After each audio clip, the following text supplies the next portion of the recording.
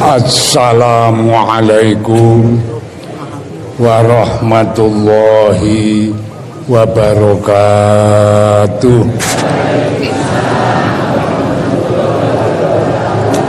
Monggo dawuh Allah niki kula sampean sawise do nindakake ibadah ana salat, ana ngaji niki orang kalah pentinge kita menawa didhawuhi kon kudu bekti maring wong tuwa loro. Lah nek wong tuwa jeru lelek bekteni nggih dibekteni cara wong urip niku. Ngantos Allah piyambak menika anggenipun dawuh nek wong tuamu ki ijeh urip tur wis tuwa fala taqul lahuma uffin wala tarharhuma.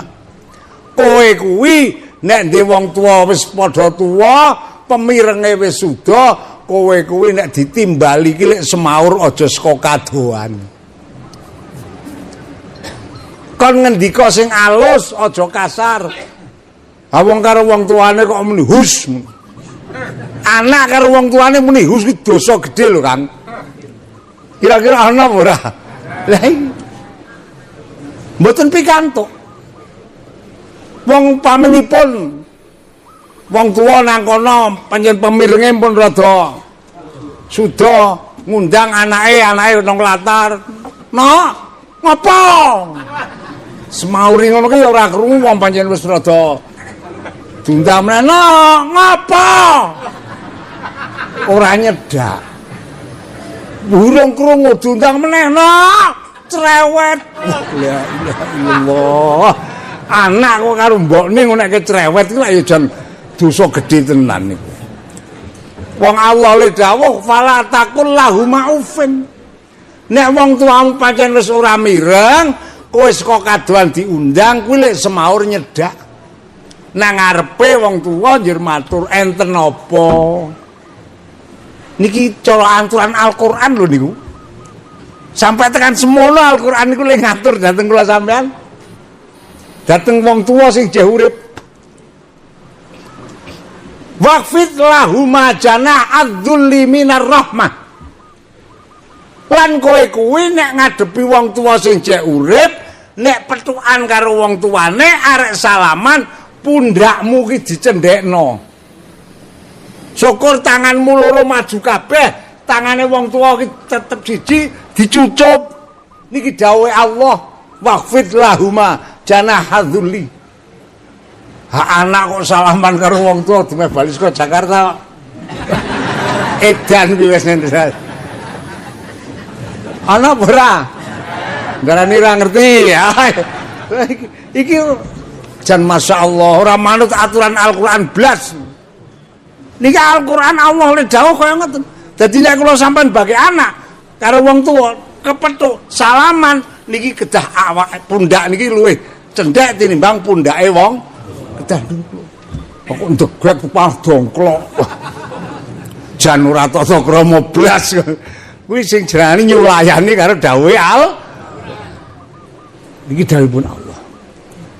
Wala taqul lahuma uffi wala tanharhuma wa qul lahuma qaulan karima. Nek dateng tiyang sepuh niku lek matur kon sing alus, sing sopan. Ya jengkel-jengkelo. Aja nganti kula panjenengan iki kok nyentak karo wong tuwa, dijaga tenan. Nek niki sing bapak-bapak seneng arep kula niki padha kalih kula wong tuwane do mati ya Kang ya. Nggih ta nggih? Sing jeh urip kuwi. Lah samangke nek kula sampean iki didhawuhi karo Allah kon wabil walidaini ihsana. Karo wong tuwa kon gawe bagus kon bekti, ning nyatane wong tuane wis mati. Bapak ibune wis mati. Niku lale bekti kados pundi? Bektine anak maring wong tuwa wis mati iku nderek ngendikane Kanjeng Nabi. Napa ngendikane Kanjeng Nabi? Ngendikane Kanjeng Nabi, nek kowe wong tuamu ki wis mati, kowe le bekti maring wong tuamu, kowe ngetokno sedekah. Diwehke maring sepekir miskin, tangga teparo, sanak sedulur, sapa wae kanthi kowe niat ingsun sedekah ganjarane tak aturke bapak karo simbok sing wis sedo. Niku namung atine niat ngoten niku. Zaman Kanjeng Nabi wonten sahabat ingkang matur dingendikane ngono. Lah nek badhe sedekah lembektosi tiyang sepuh ingkang sampun sedo badhe sedekah mboten gadah bondo, lajeng kula lembektosi pripun Kanjeng Nabi? Bapakmu mbokmu ayat Al-Qur'an. Arep diwacake Quran 30 juz kata monggo. Arep diwacake kulhu ping 3 monggo. Ning diwacake ayat-ayat Quran. Sasampunipun sahabat matur malih. Upami Kanjeng Nabi ya kula badhe mbektosi tiyang sepuh ingkang sampun sedo ngangge maca ayat Al-Qur'an namung kula mboten kuwasa krana dereng nate ngaji Quran. Lajeng kados pundi anggen kula mbekteni tiyang sepuh kula ingkang sampun pejah. Kanjeng Nabi le dawuh, bapakmu mbokmu sing wis mati wacakno kalimah thayyibah, ditahlilke. Niki kon nahlilke. Namung nuwun sewu, Pak. Dadi nek kula sampean ngirim wong mati wak iman iku wong tuane dhewe, iman iku tanggane atau sedulure diwacake ayat Al-Qur'an, diwacake tahlil, niki nek wis lebar maca ayat Qur'an, lebar tahlil, niki kudu dianani donga kirim. Paham mboten? Dadi wis maca Qur'an wis rampung, tahlil rampung, njur gek donga kirim. Allahumma sholli ala sayyidina Muhammad wa ala ali sayyidina Muhammad. Ya Allah Gusti, anggen kula maca ayat-ayat Quran, anggen kula maca tahlil, mugi ganjaranipun yang paringaken dhateng almarhum sapa jenenge disebut. Niku menurut pendapate Imam Syafi'i, nek ngirim wong mati diwacake ayat Quran atau tahlil ning kok lebare ora ana donga kirim, niku nek cara pendapate Imam Syafi'i mboten tekan. Jadi lebare kudu ana donga kirim niku. Kan donga kirim kok ora kudu cara Arab. Wong kula sampean wong Jawa kok. Nggih napa nggih? Nek cara kula ya cara Arab, cara Jawa kados niku mau.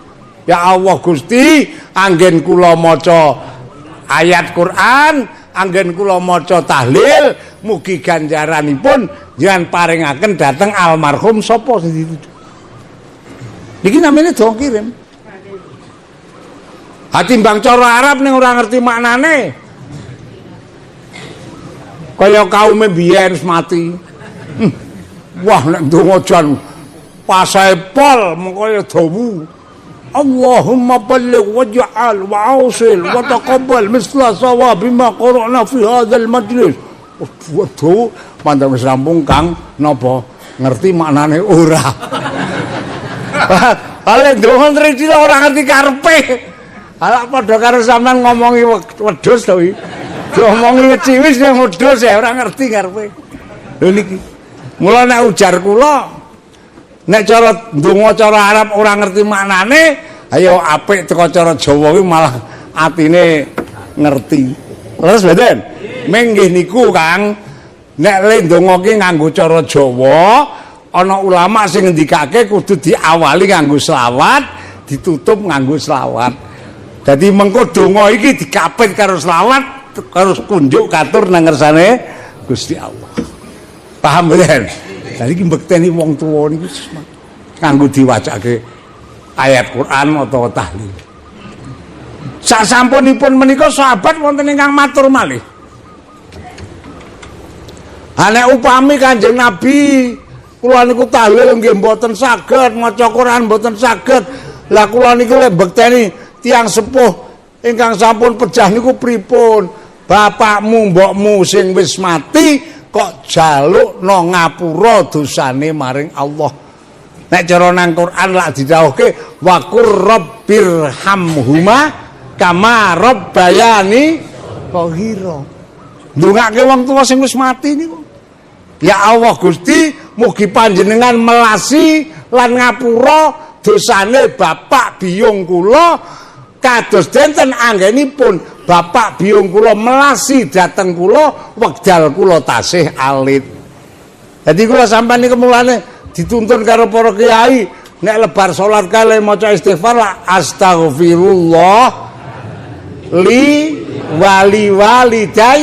Lha niki cara jawane ya Allah Gusti mugi panjenengan paring pangapura dhateng dosa kula lan dosane bapak biyung.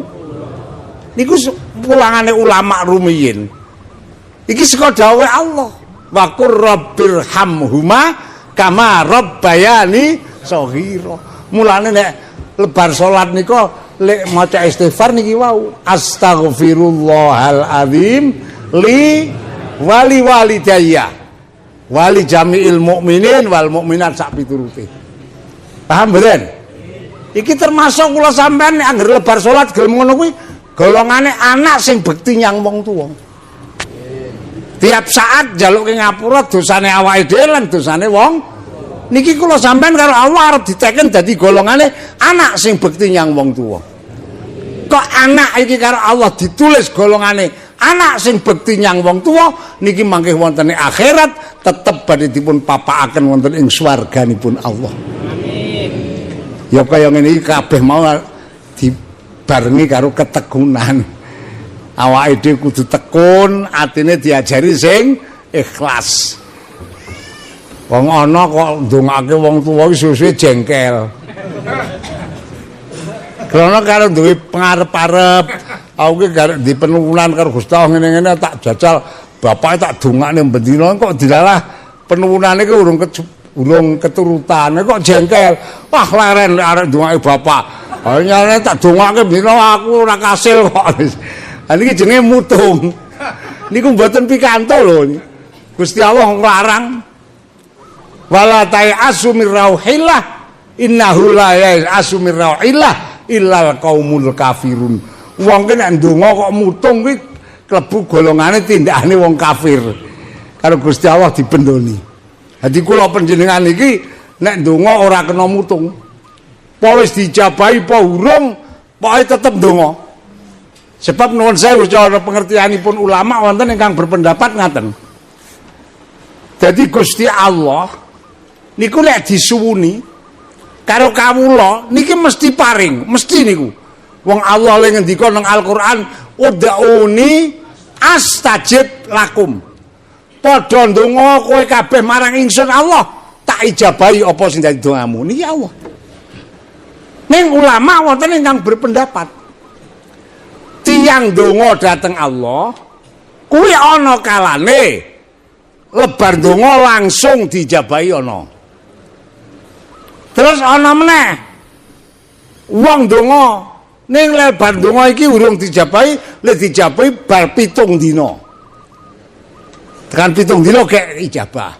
Ana meneh sing tekan 40 dina gek dijabahi. Ana meneh sing nganti setahun gek dijabahi. Niku cara pendapat ulama. Ane nek delok karo dongane Nabi Musa nggih ora maido. Nabi Musa niku nabine Allah. Kekasih Allah, kalimullah, utusane Allah. Ndonga maring Allah niku lek dijabahi pirang tahun? 40 tahun gek ijabahan niku. Mongko Nabi Musa. Ha nek kula sampean ora nabi nek kira-kira ya karepe kok ndonga kok saiki terus mak gregel. Lho niki dadi donga niku pancen dipun anjuraken. Kula sampean kon ndedonga maring Allah. Kapan kula sampean ndedonga maring Allah, Gusti Allah tetep ngijabahi. Lan wonten ulama ingkang berpendapat nek wong iki ndedonga maring Allah, njaluk perkara apa nang donya iki urung diijabahi.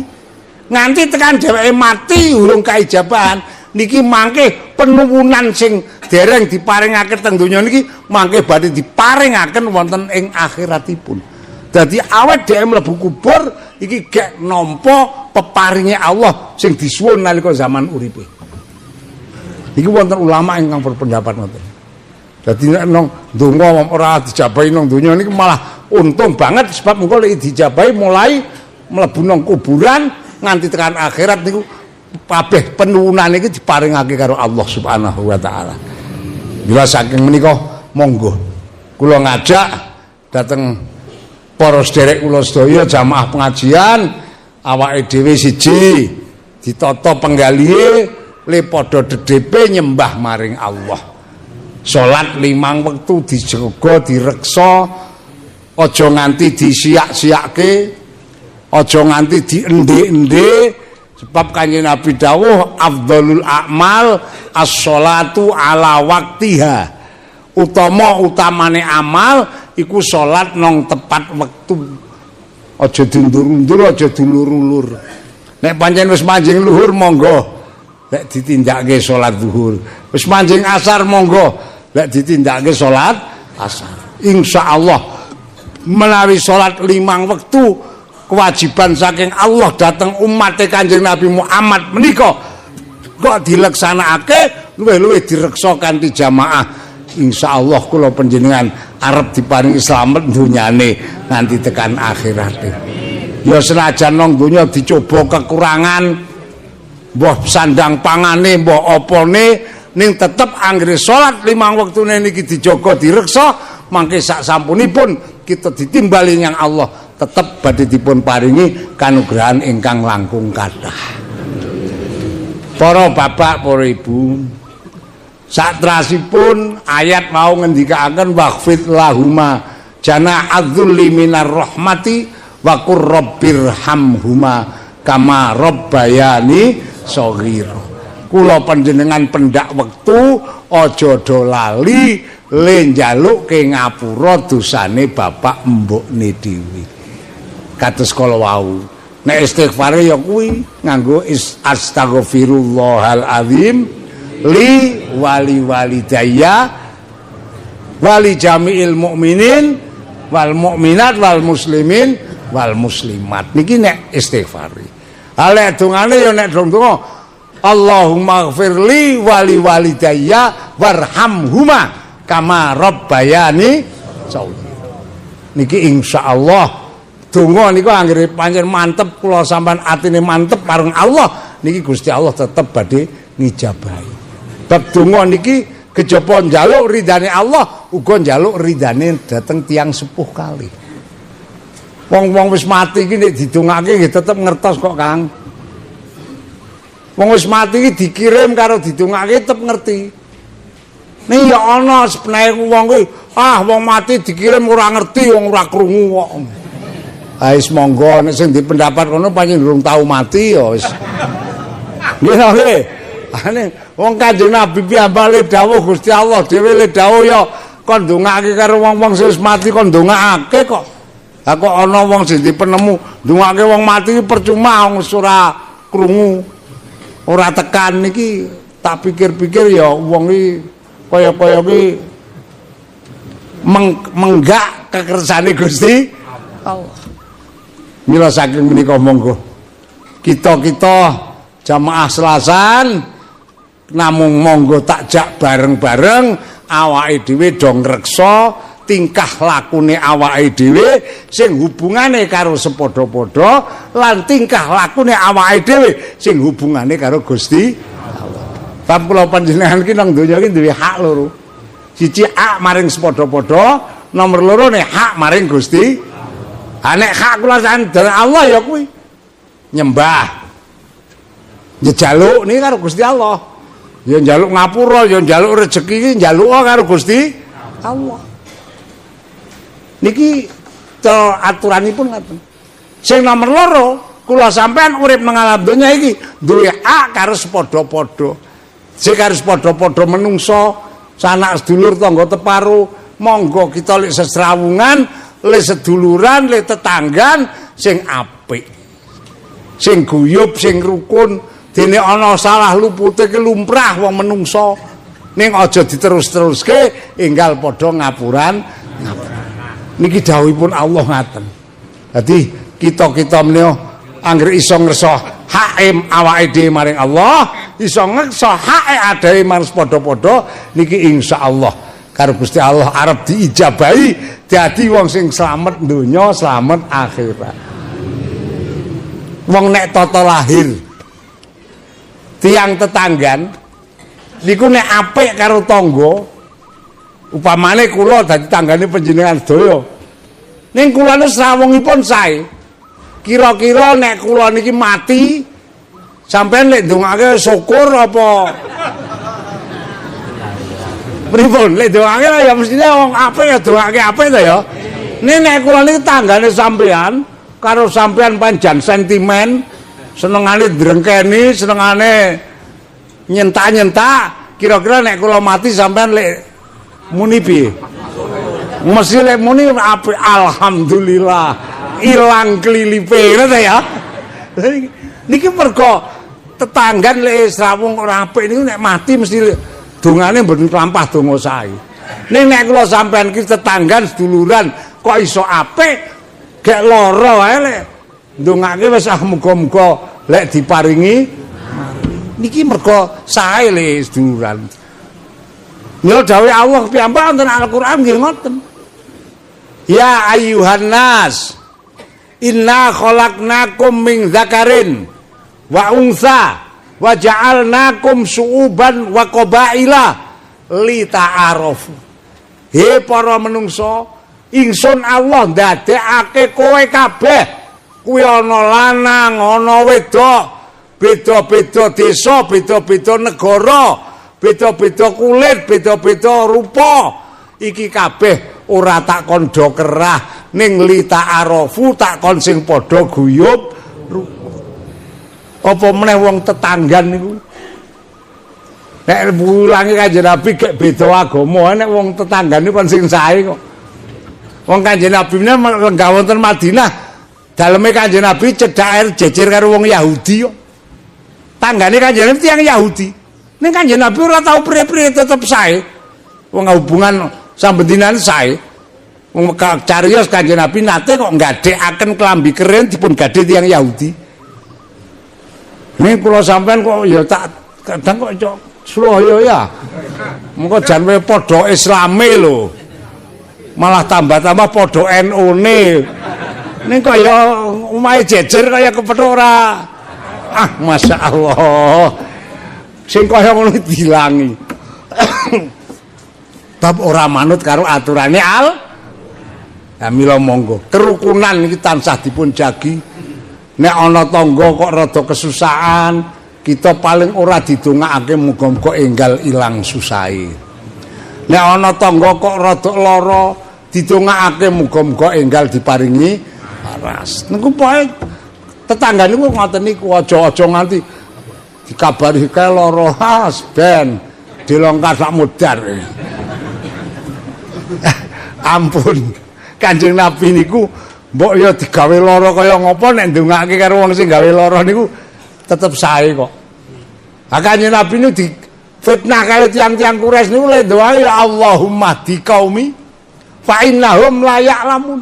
Ya Allah Gusti muga-muga derek-derek kula niku panjenengan paringi pitutuh menawa panjenengan sedoyo edan niku. Niku Kanjeng Nabi ora didongake sekarat wonten mboten. Pun dongaaken sae.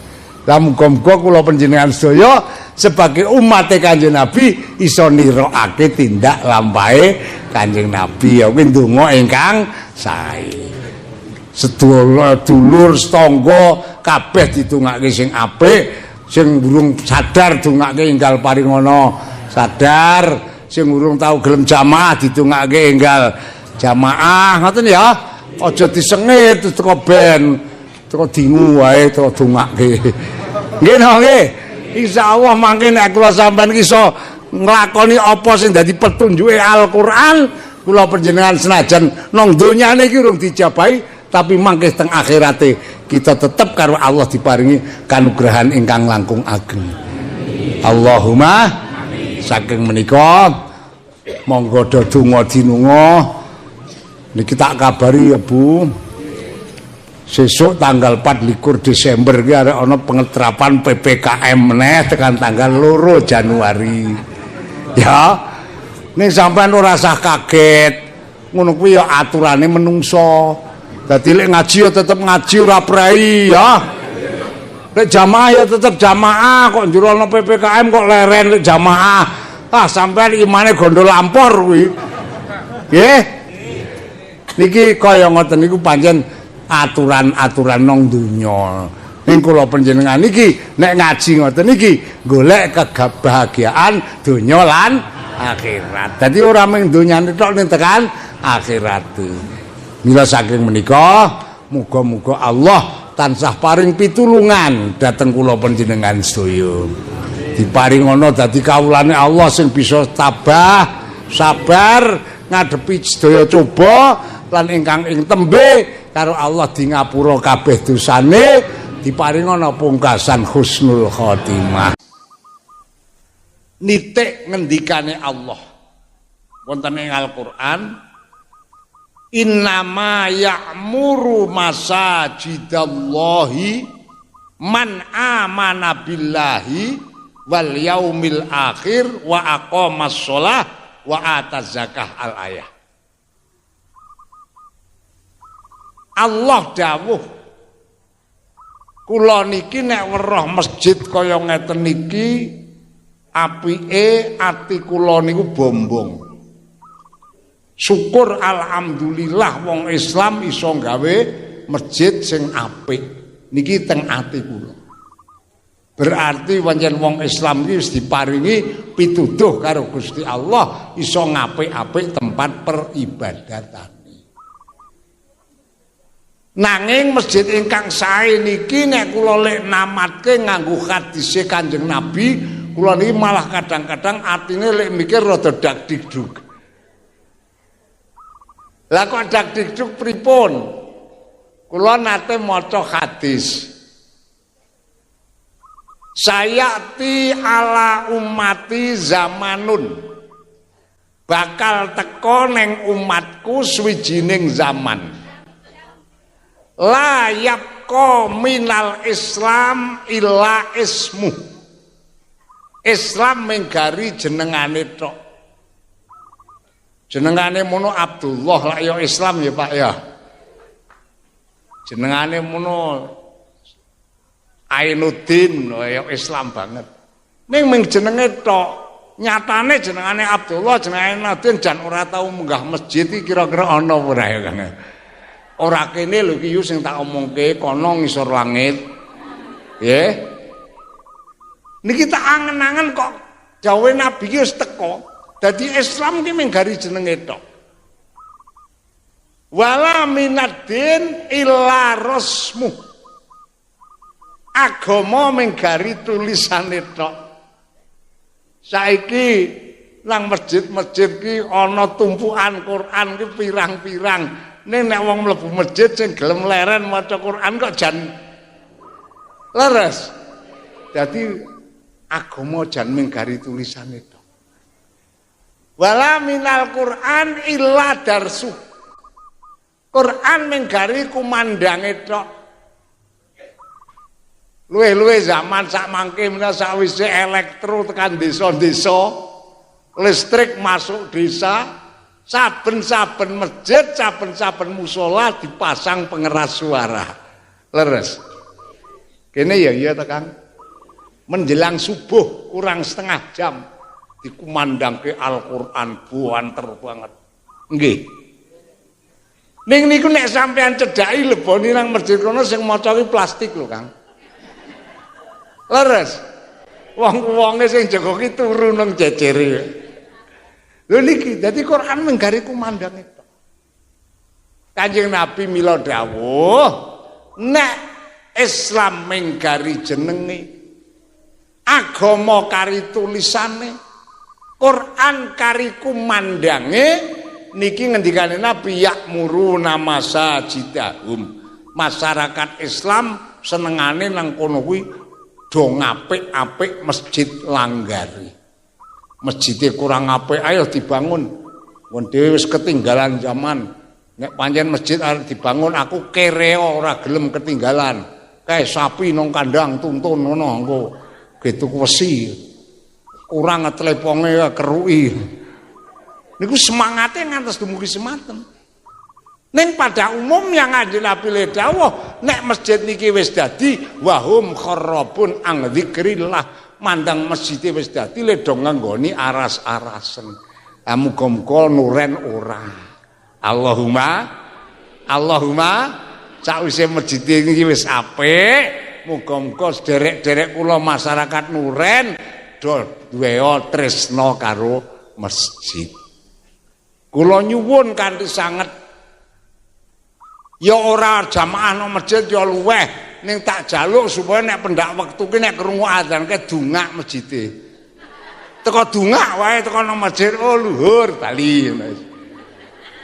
Ya, iku paling ora anggere wong Nuren iki pendak wektu gelem ngungak masjide insyaallah oleh barokah.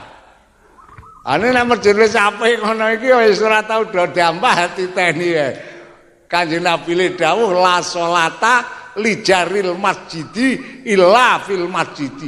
Ora sampurna salate wong sing omahe tetanggan karo masjid ning le salat ora tau gelem nang masjid. Niku salate ora sampurna. Nek ora sampurna ki apik apa ala ya yu.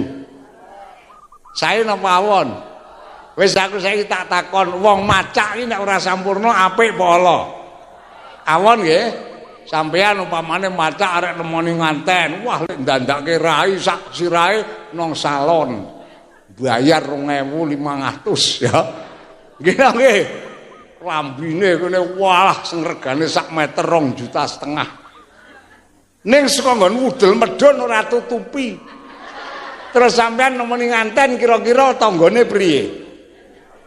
Wong macak ora sampurna. Ki aro-aro wonge mulai kapan le? Lah ngoten ta nggih? Leres mboten? Macak ora sampurna wae ora apik. Apa maneh kok salat ora sampurna nggih ora apik. Ya termasuk kuwi. Wong omahe tetanggan karo masjid ning le salat ora tau gelem nang masjid niki termasuk salate ora sampurna. Sampeyan ora takon yu batese tangga masjid ki sepira ora takon. Ya nek takon tak bedheke ngono lho. Ana kitab sing ngendikake sing jenengane tangga masjid niku ngendikane ba'dul ulama saka masjid kene ngalor kuwi 40 omah. Saka masjid ngidul 40 omah. Ngetan 40 omah. Ngulon 40 omah.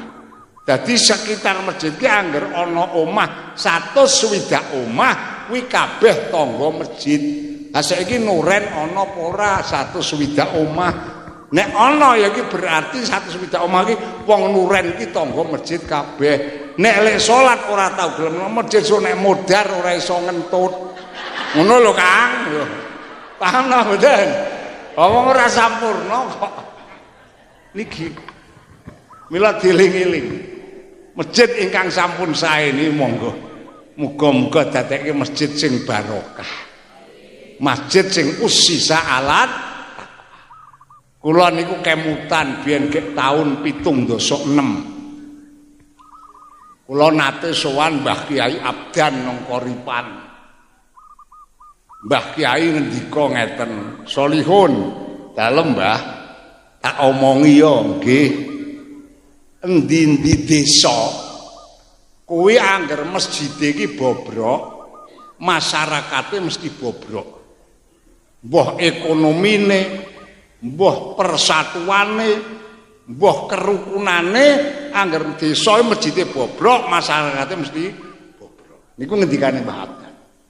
Kula tak pikir kira-kira tenan ora to ya simbah cilik ngendika. Bareng kula angen-angen wektu niku masjid panggenan kula niku nggih dereng bobrok ning wis ora pate apik ngoten lho. Sebab napa?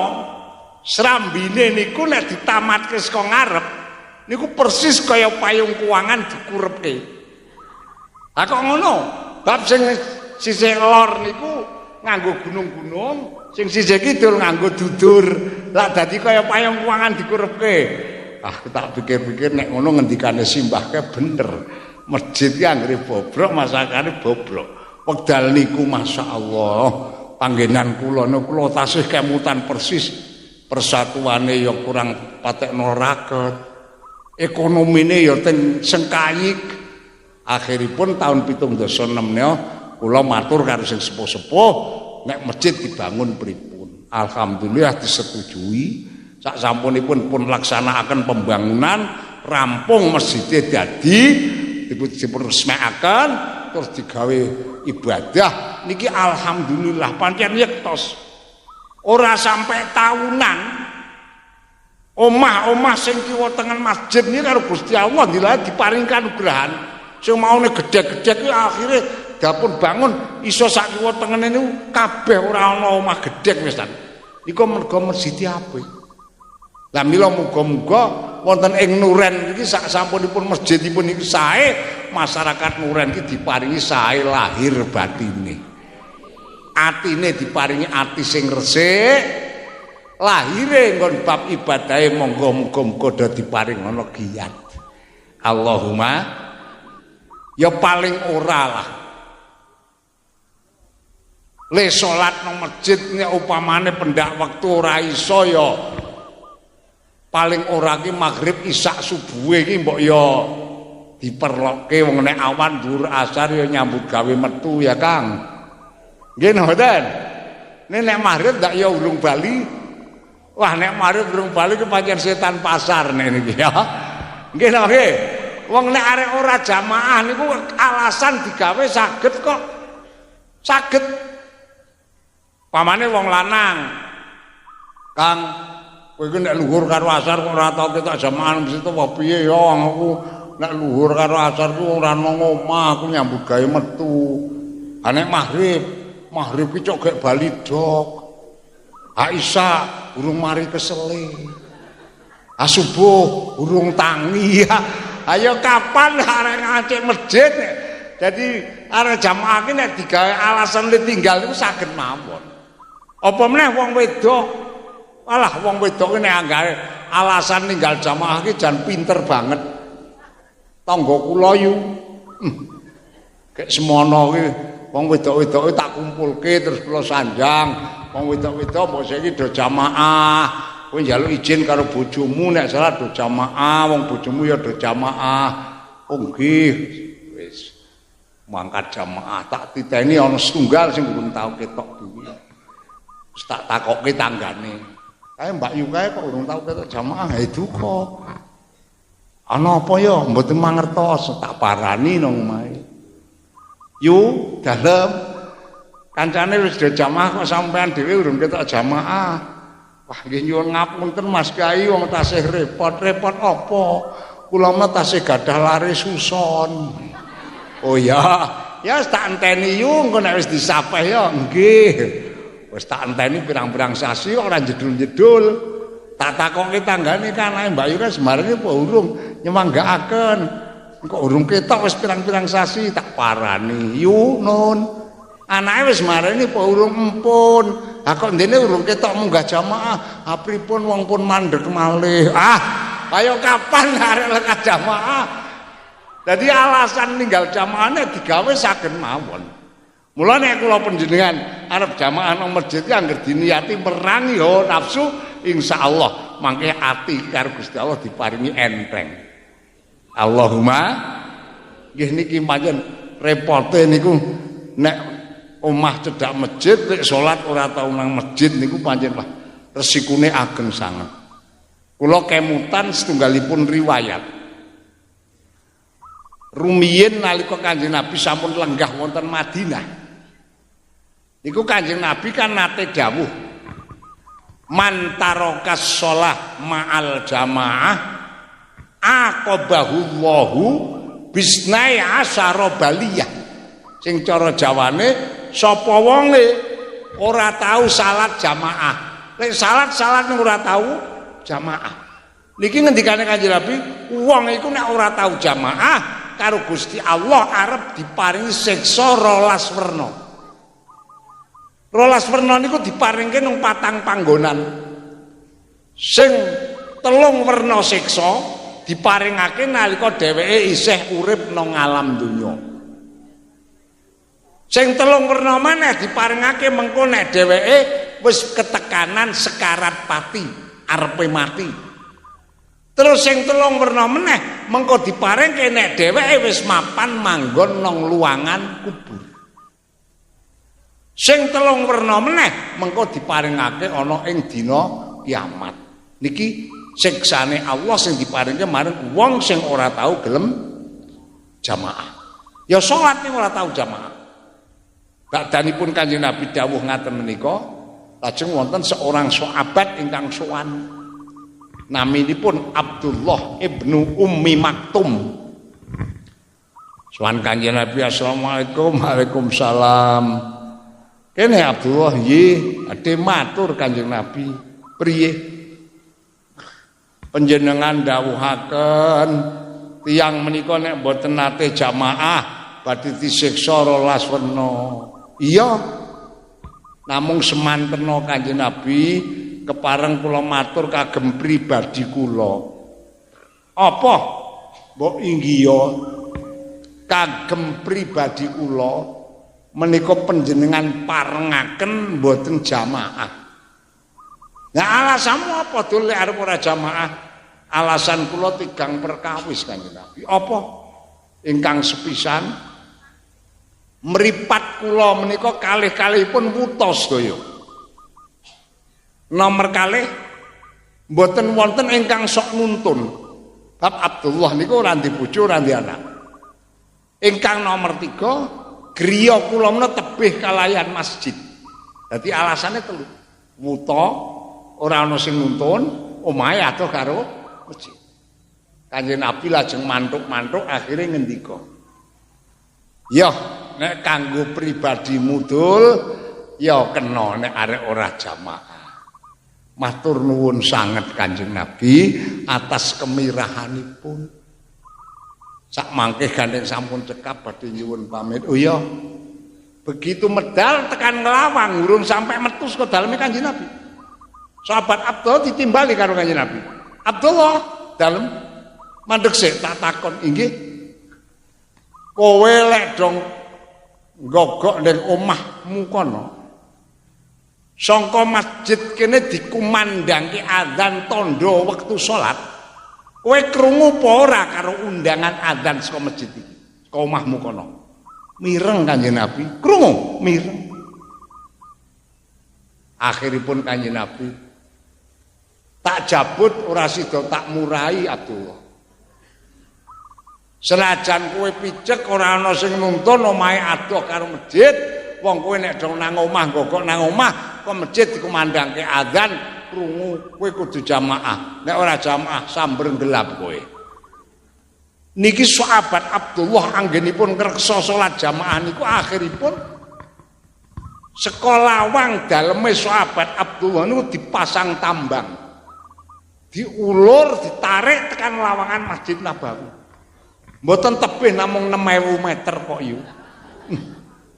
Berarti pirang kilo kuwi? 6.000 meter niku pirang kilo? 6 kilo. Nggih napa mboten? Daleme Abdullah niku karo masjid iki 6 kilo. Niku mongko wuta akhire pendak waktu jamaah rambatan tambang niku. Lah iki kangge ukuran kula panjenengan saangke nek kula panjenengan sing dawuh iki kira-kira daleme ana apa ora sing adohe karo masjid iki 6 kilo no ana apa ora. Mboten wonten to? Lah mila nek nganti ora jamaah monggo Mas Kyai. Niki nek kula sampean nganti ora ngreksa jamaah nang masjid, mangke bakal kapitunan sing ora ana rampunge. Mila muga-muga kula namung nderek-nderek ndedonga mugi Allah maringaken berkah dhateng khususipun derek-derek kula nuren sedaya kakung putri diparingana berkahe Allah, diparingana padha semangat enteng leda nindakake salat berjamaah ana ing masjid ingkang sampun sae. Awit masjid menika menawi lajeng dipun makmuraken niki mangke Allah len nurunke berkah ora leren-leren. Lan Gusti Allah le dawuh sing duwe kewajiban makmurake masjid kanggo ibadah yaiku wong-wong sing padha iman maring Allah, wong-wong sing padha jumenengake salat. Sakniki upamane masjid wis apik ngeten iki, wong Islam nuren kene ora tau do gelem nang masjid, upamane masjid iki ditembung karo wong liya disileh kira-kira oleh ora kan? Kang wong masjid ora tau dinggoni tak silahe arek ge apa tak ge kuda lumpingan. Kira-kira oleh ora? Tentunipun kan mboten pikantuk. Nggih napa mboten? Lah mira Allah le dawuh sing kewajiban makmurke masjid ki ya wong-wong sing padha iman maring Allah lan padha jumenengake salat. Nggih niki Pak. Nek kula sampean niku salat nang omah karo nang masjid tetep utama wonten ing masjid. Luwih-luwih sing jenenge masjid niku kula sampean begitu mlebu masjid iku begitu mlebu blen aja kesusu jagong terus usoli sunatan tahiyatul masjidi salat 2 rakaat salat tahiyat masjid njur gek lungguh niku sampun ganjaran gek mlebu tok ya lek salate wis salat tahiyatul masjid niku namung nang masjid nek nang langgar ora ana dawuh usoli sunatan tahiyatul langgar ora ana dadi mula nek mlebu langgar ora ana salat tahiyat sing ana nek mlebu masjid niku ingkang dawuh Kanjeng Nabi mila muga-muga kanthi wontenipun pembangunan masjid menika lan peresmian wonten ing dinten menika Gusti Allah mbikak berkahipun sesipun dateng derek-derek kula sedaya wonten ing masyarakat Nuren. Allahumma wis pokoke anggere masjide dimakmurke, pengajiane dimakmurke, selapanane NU ya dimakmurke, NU-ne diketokke. Aja ditutup-tutupi. Bab engko nek NU-ne ditutupi engko iso gondo lampor lho sampean. Ya, saiki lampor ki turun omah mlebu ning arep gondol akidah ki bahaya. Lho nek cara kula wis teko pancen NU urip tekan mati ya teko NU ngoten mawon. Nggih. Kira-kira wedi ora? Dadi NU wedi ora? Kula niku awit bali saka pondok kali bapak kula dipun ngendikani kowe nek wis ra mondok kowe tak wajibke berjuang nang NU. Dadi kula niku aktif nang NU pel tahun 70 niku kula pun aktif NU. Tahun 71 niku wis dadi wakil ketua Tanfidiyah MWC Tegalrejo. Wekdal semono dadi ketuane Pak Gede Muhammad AR Butuh. Kula dadi wakil ketua Roe Suryae penyanyi pun Kyai Raden Hasim. Jadi kula niku ngurusi NU pel tahun 70 nganti seprene kok isih digawa wae. Jane ya wis kesel ya. Ning case digawa mawon tekan Magelang kono ya etok-etoke dadekke mustasar apa aku ya kanthi ra mudeng. Namung kula pancen kalian bapak kula sampun dipun weling, kowe nek berjuang kudu liwat NU, wajib.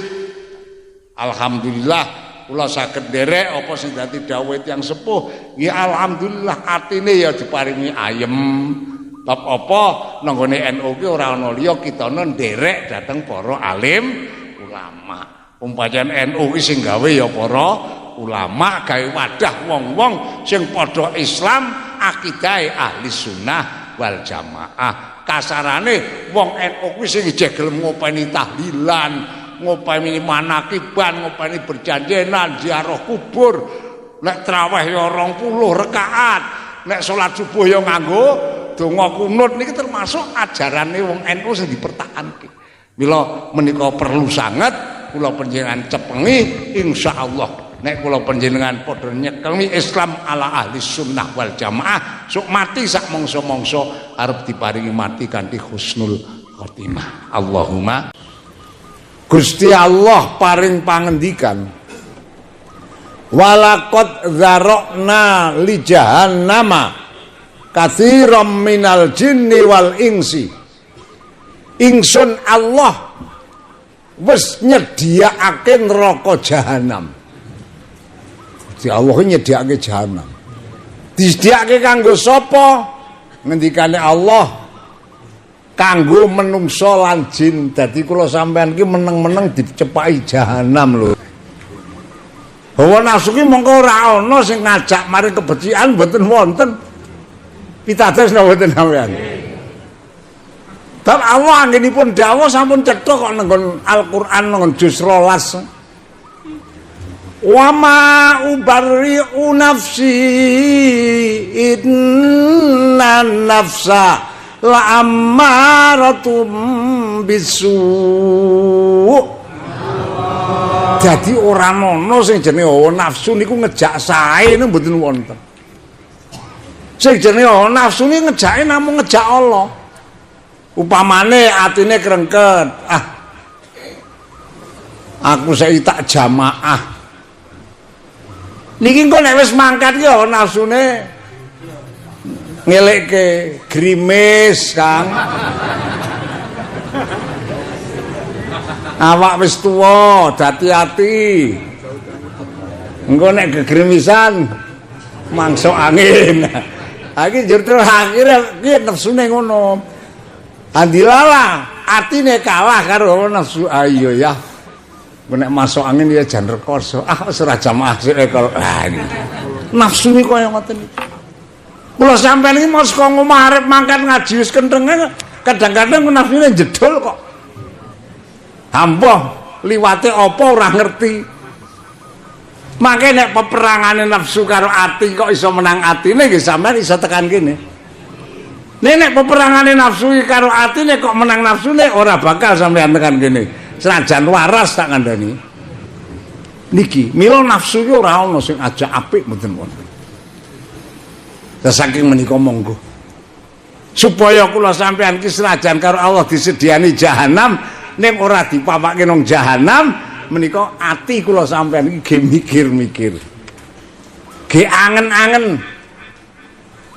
Wong kula panjenengan iki nek gelem angen-angen sakjane alah diitung lek syukur karo Gusti Allah karo peparingane Allah teng kula sampeyan jan dudu apa-apane kok. Nggih napa mboten? Monggo Gusti Allah ki lek dawuh wis kowe syukur marang ingsun tak cukupi. Niku Gusti Allah nyukupi kabeh kok. Ning kula sampeyan kadang-kadang isih urung trima. Nggih nggih. Ana ora wong sing gersula. Wong lanang wong wedok.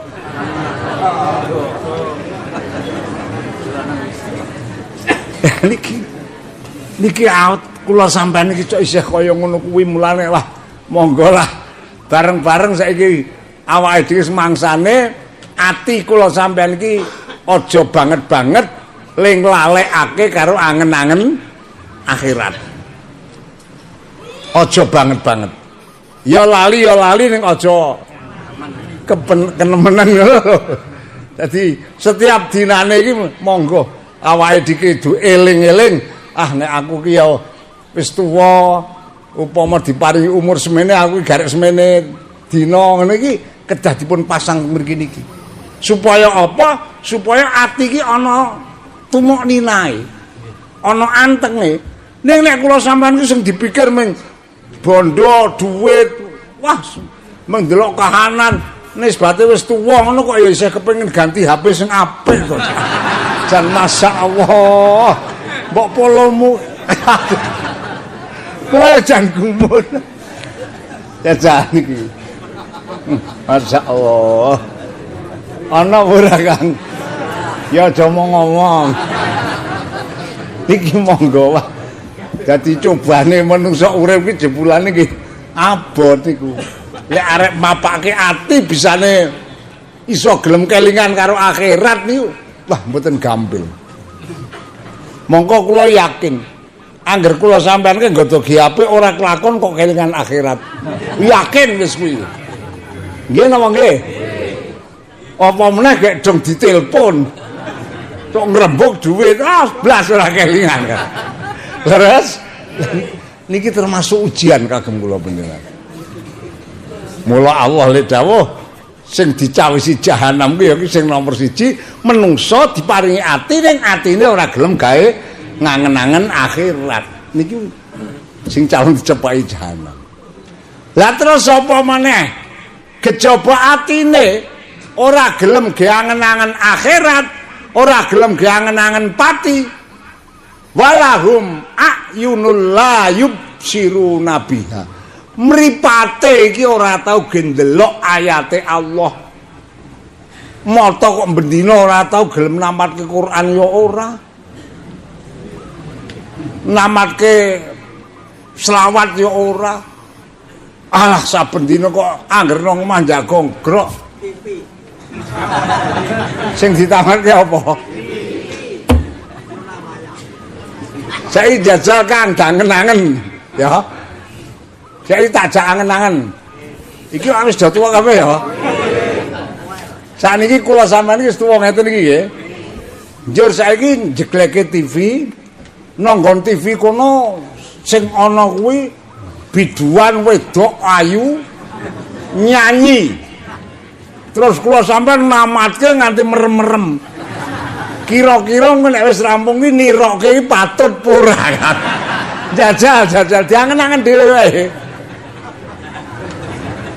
Pripun kira-kira patut ora? Ngono kok ora gelem nglereni iki njero. Sing arep dijikuk manfaat apa niki? Niki marake ngrusakake ati teng niku. Iki jane arek ora tak omongke ning kepeksa iki aku. Kula niate ora dandani sampean, aku dandani awakku dhewe kok. Dene sampean krasa iki berarti sampean yang nglakoni lah ta ya. Nggih mboten. Lah niki monggo. Ah masyaallah Gusti Allah lek paring pepengit kados ngaten. Dadi sing disiyani jahanam iki wong sing di ati ora gelem geangen-angen akhirat, duwe mripat ora gelem ndelok ayat-ayate Gusti. Ditambah meneh apa? Walahum adzanul la yasma'una biha. Sing disediani jahanam ki menungso sing karo Allah diparingi kuping ning kupinge iki lho Kang yu blas ora tau gengrokke pengajian ana apa ora aja omong-omong ya. Dadi nek karo ana wong maca Quran ya ora gelem ngrungokke, ana pengajian ya ora gelem ngrungokke, nek ana wong glendeng, wah jan teko. Ndingkluk. Ya, niki hati-hati lho. Kuping sing kaya ngono kuwi engko janjine Allah, iki sing calon tak papake nang neraka. Lah mila alhamdulillah kita syukuri datang Allah. Ora ketung kula sampean pendak Selasa bareng-bareng kupinge dimanfaatke kanggo ngrungokake dawuh-dawuhe Gusti. Soal mlebu utawa ora temencep apa ora iku ora dadi kewajiban kok Kang. Sing penting niki kuping iki gelem ngrungokke. Wong ngono wae cobane werna-werna kok. Nggih napa mboten? Saka ngomahke lek rene menarek ngaji ning tengene kadang-kadang diuji apa malah mung omong wae karo jejerane. Ana apa ora, Kang? Lah sampean kok njur meneng. Iki wah masyaallah. Lah ning ibadah ki yo angel yo. Wujude ngaji kene iki yo cobane werna-werna kok. Mandang sing ora dicoba omong-omongan, malah dicoba tekan kene iki dilalae kok teko. Kae. Ya ora. Masyaallah. Mulane monggo lah awake dhewe do ditrateni saka sithik. Kula nipel mau jan angen-angen. Ah ya Allah. Awak iki jebulane saya tuwa ya kaya ngene ta ya. Ane wis dhewe apa ati ra ge angen-angen. Duwe kuping ora ge ngrungokake. Duwe mripat ora ge ndelok ayat, iki ngendikane Allah, ulaika humul ghafilun. Ya kuwi wong-wong sing diarani wong sing lali karo Gusti Allah. Ulaika kal an'am.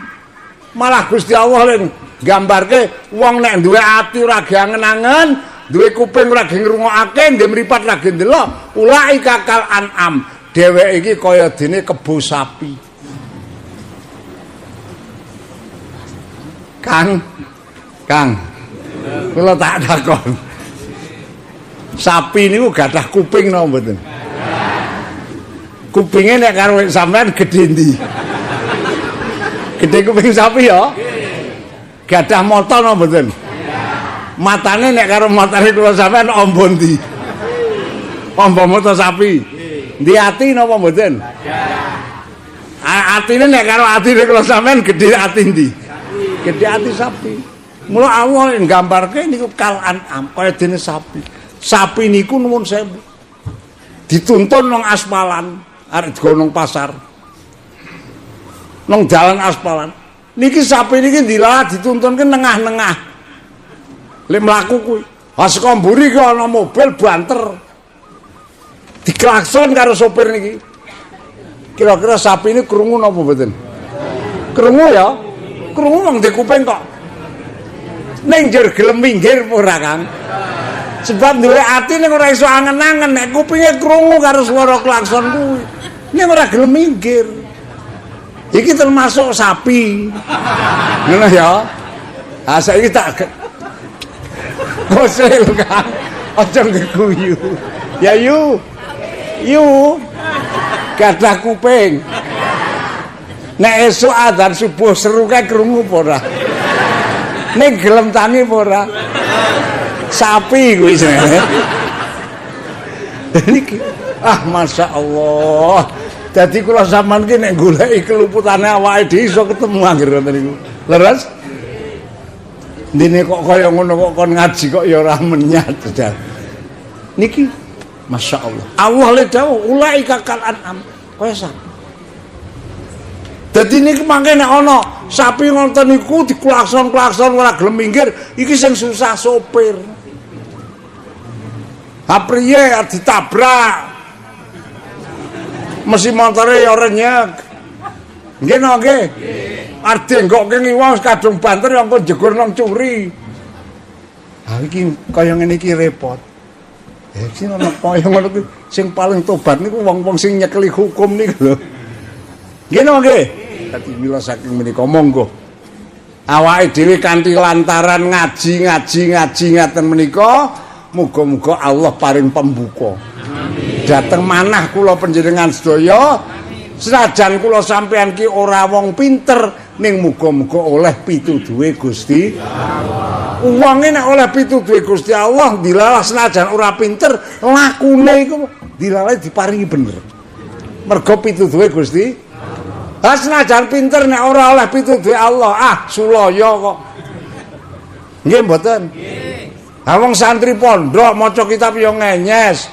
Ha ning krungu adzan ya mongko omahe ngarep masjid ya ora gelem jamaah kok kuwi. Ning ku santri mbiyen wis do mati. Nek saiki insyaallah akeh. Ha iya apa ora, Kang? Masyaallah dadi jebulane nek dikoreksi awak kula sampean kabeh iki le ngaji aja lereng. Tapi urip niki kula sampean ki arep golek kebenaran munggo Allah iki ceh rada kadoan. Terus mboten? Ira muga-muga jamaah Selasan ki do donga dinunga ya Pak ya. Paringono kesehatan lahir batin, diparingi panjang umur sing barokah, men iso golek tambah-tambah sing arek ge sangu mangkat. Sok kapan lek mangkat ya? Kaya meh ta ki lek do mangkat. Kae nek sing tuwa kae lek mangkat kira-kira sok jemuah paing. Ya. Mulane monggo awake dhewe tata-tata sak wisa mangke nek ditimbali nang kersane Allah mugi diparingi sangu ingkang cukup. Amin. Diparingi tetep iman Islame, diparingi nggawa sangu amal soleh. Insyaallah menungso iki angger mati kok iman Islame tetep, sangune amal soleh dilebokno kubur, nang kubur ora bakal oleh papan sing peteng lan sempit, ning karo Allah diparingi papan sing padang tur jembar. Lah wong kok nang alam kubure karo Allah dikersake oleh papan sing padang jembar, iki sak teruse. Mengko tekan akhirat dilae paringi dalan sing gamblang. Wong Kanjeng Nabi niku le dawuh man nasyat sholata alayya faqad nasya tariqal jannah. Wong ki angger uripe iki ora tau gelem maca selawat, sok nang akhirat ki karo dalan swargane lali lho, Kang. Weruh ning lali jajal. Ha sampeyan iki arep Magelang kok lali dalane kira-kira tekan Magelang ora, Kang? Wong nek nang Magelang ki saka Sindas lak yo ngidul ya. Ane wong lali, tekan sindas kok malah ngalor. Kira-kira tekan Magelang ora. Tekan Pucang lah nggih ngoten. Dadi kula sampeyan nggih ngoten. Mula kejaba ibadah ditata, sambendinane iki aja do lali le maca selawat maring Kanjeng ya sak derajat sak pangkate ora ketung Allahumma sholli ala sayyidina Muhammad ya genepi pira kono monggo. Insyaallah anggere awake dhewe lek ngaji jeh ditelateni penggali iki ditata karo hasil ngaji. Njur amal ibadah ya ditata saka sithik, wiridane ditelateni, selawate aja nganti ditinggal, insyaallah kula sampean ditimbali sak mangsa-mangsa. Tetep karo Allah arep diparingi husnul khotimah. Niki sampun dados keyakinan kula kok. Dadi anggere kula sampean iki ati kok aja nganti pedhot lek angen-angen karo Gusti. Niki mangke tetep arep diparingi pitulungane Gusti. Allahumma